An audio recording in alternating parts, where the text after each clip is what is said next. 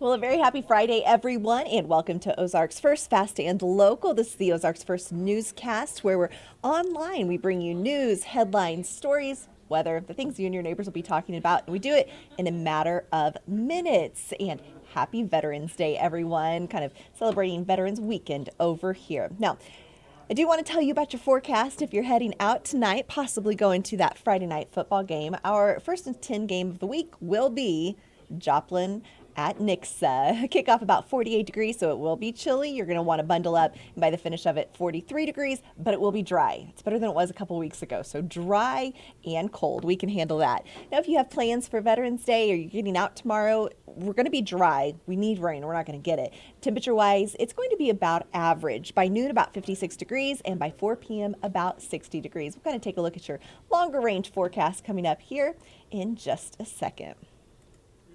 Well, it was a happy homecoming surprise for a second grader at South Elementary in Ozark.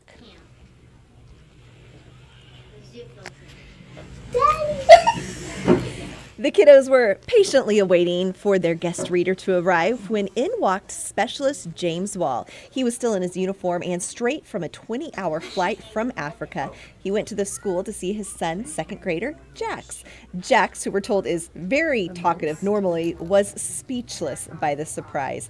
Wall is a member of the National Guard and had been stationed in Djibouti, Africa for 308 days, not that his family was counting. He made it home in time for Jax's birthday next week. What a fun surprise. He was left speechless. I love that. Well, as Veterans Weekend winds down in Branson, everyone is gearing up for the big parade tomorrow at 11 a.m. It's considered to be one of the longest running veterans parades in the country, and this is the 91st annual. The Veterans Day Parade in Branson is the last event in a week of activities honoring the men and women who have served our country. Governor Mike Parson will also be in attendance. It's kind of a hot topic that I didn't know was a hot topic, but I saw this posted on our website. Why are people putting toilet paper in the refrigerator? And evidently this is a TikTok trend, but the claim is it kind of absorbs the odor and absorbs the moisture. I don't know. I think that baking soda does the same thing. And some people were saying coffee grinds, leave it to TikTok to try and reinvent simple things that already worked. You may have to check that out and tell us what you think. Toilet paper in the refrigerator. Probably not something I'm gonna get to.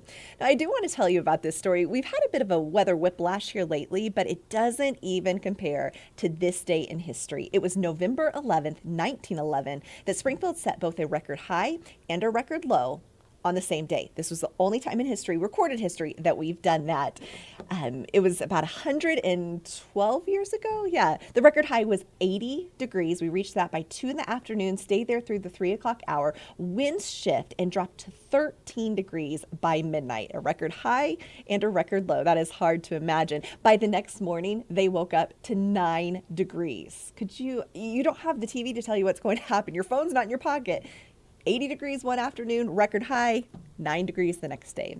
That is weather whiplash, and that's Missouri at its finest. Well, your forecasted highs as we head into the long term the next 10 days will be above average, but we're not talking 80-degree temperatures. I think that's kind of said and done for us. Temperature will be by 70 next week, and over the weekend, think mid-60s. Very seasonal for this time of the year.